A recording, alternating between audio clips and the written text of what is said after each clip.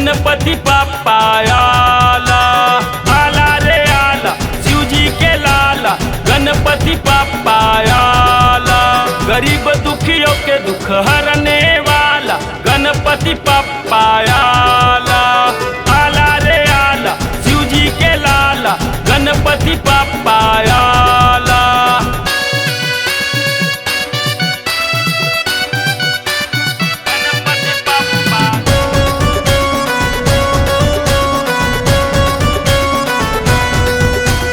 गणपति पप्पा के महिमा निराला, जो पूजे उसका किस्मत खुल जाला।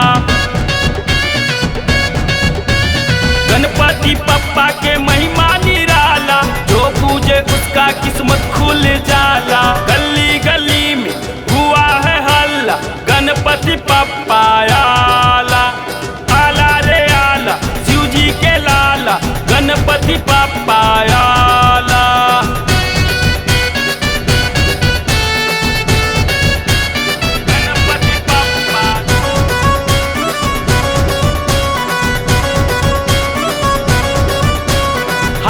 में शंख गल रुद्राक्ष माला, तीनों लोक में जय जय सुनाला।